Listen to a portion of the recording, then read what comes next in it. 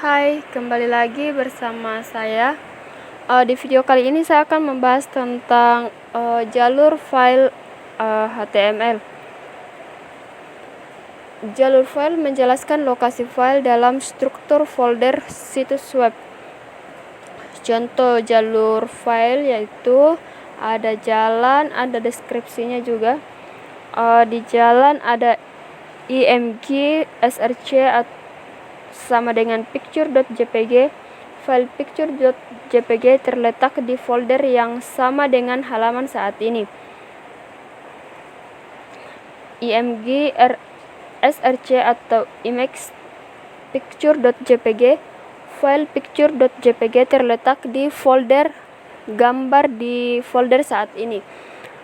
img, src atau image picture.jpg. File picture.jpg terletak di folder gambar di root web saat ini. Dan yang terakhir img, src picture.jpg. File picture.jpg terletak di folder satu tingkat di atas folder saat ini. Yang berikut yaitu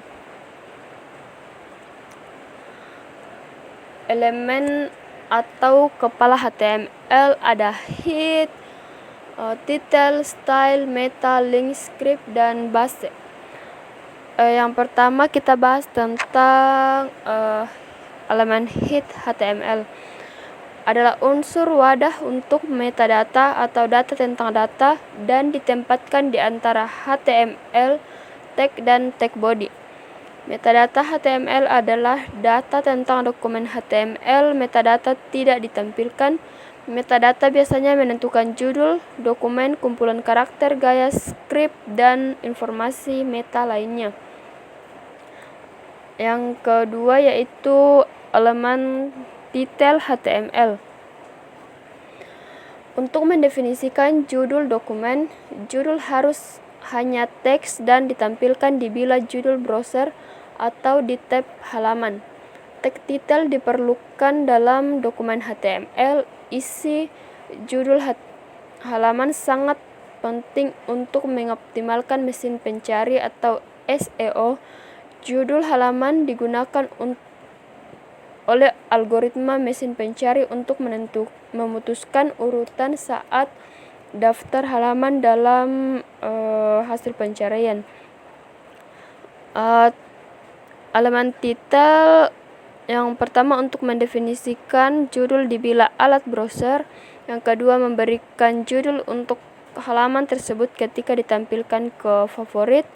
Menampilkan judul halaman dalam hasil jenis pencari. Dan ini adalah contoh codingan saya. Ini saya sudah ketik, jadi langsung saja kita open di browser ya. Oke, tunggu. Dan ini adalah hasilnya di web browsernya kita. Oke, kita lanjut, yaitu elemen style HTML digunakan untuk mendefinisikan informasi style untuk halaman HTML. Ini adalah contoh dan ini adalah contoh codingannya saya. Oke, langsung kita buka di browsernya kita. Oke, ini adalah tampilannya. Ini adalah heading dan ini adalah paragraf. Oke, kita lanjut. Elemen link HTML untuk mendefinisikan hubungan antara dokumen saat ini dan sumber daya eksternal. Tag link yang paling sering digunakan adalah untuk nge-link ke style sheet eksternal. Oke, yang berikut yaitu elemen meta. Elemen ini biasanya digunakan untuk menentukan karakter set, deskripsi halaman, kata kunci, penulis dokumen, dan pengaturan viewer. Metadata tidak akan ditampilkan pada halaman, tetapi digunakan untuk browser atau cara menampilkan konten atau memuat ulang halaman. oleh mesin pencari atau kata kunci dan layanan web lainnya. Dan ini adalah hasil codingan saya. Oke, ini adalah hasilnya. Ada meta, ada charset, ada meta name, ada keyword, ada description, author. Oke, langsung kita open di browsernya kita. Oke, ini adalah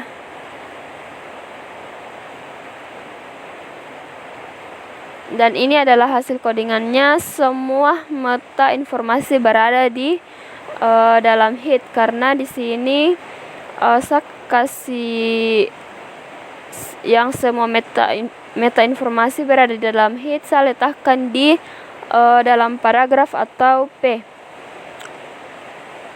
Oke, kita lanjut yang berikut, yaitu mengatur area pandang. Area pandang adalah area halaman web yang terlihat oleh pengguna.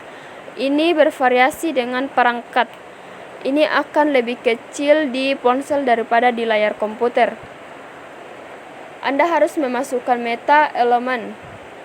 Ini memberikan instruksi kepada browser tentang cara mengontrol dimensi dan penskalaan halaman.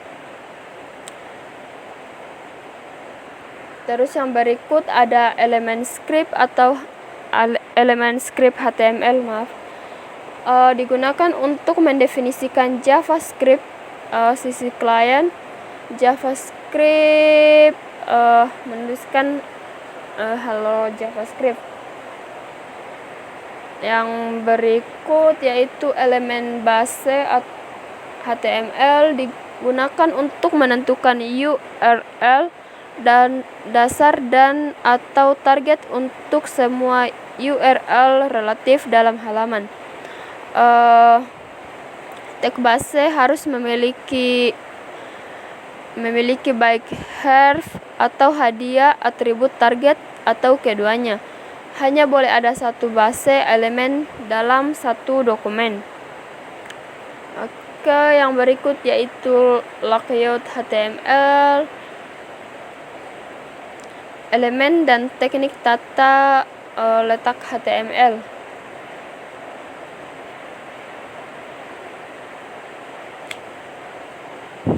Situs web seringkali menampilkan konten dalam beberapa kolom seperti majalah atau koran.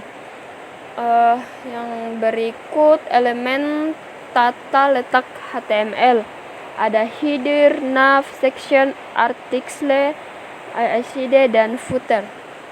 Header untuk mendefinisikan sebuah header untuk sebuah dokumen atau sebuah bagian. Nav mendefinisikan sekumpulan link navigasi. Section mendefinisikan sebuah bagian dalam dokumen. Artikel mendefinisikan sebuah dokumen mandiri dan mandiri. ICD mendefinisikan konten selain dari konten seperti sidebar. Footer mendefinisikan footer untuk a document or a section. Dan details mendefinisikan detail tambahan yang dapat dibuat dan ditutup pengguna sesuai permintaan. Yang berikut teknik tata letak HTML. Ada 4 teknik berbeda untuk membuat tata letak multikolom, seperti teknik memiliki pro dan kontra.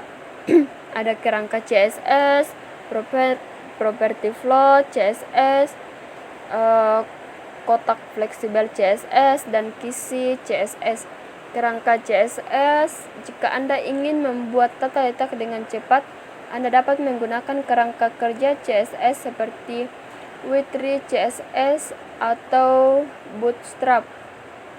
Tata letak float CSS merupakan hal yang umum untuk melakukan seluruh tata letak web menggunakan float properti CSS. Float mudah dipelajari. Anda hanya perlu mengingat cara kerja properti float dan clear. Kekurangan elemen mengambang terikat pada aliran dokumen yang dapat merusak fleksibilitas.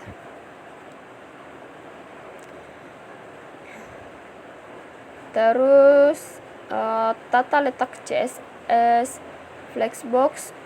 Penggunaan Flexbox memastikan bahwa elemen berperilaku seperti yang diharapkan ketika tata letak halaman harus mengkomunikasikan ukuran layar yang berbagai dan perangkat tampilan yang berbeda. Tata letak kisi CSS. Modul tata letak kisi CSS menawarkan sistem tata letak berbasis kisi dengan baris dan kolom sehingga lebih mudah mendesain halaman web tanpa harus menggunakan float dan pemosisian.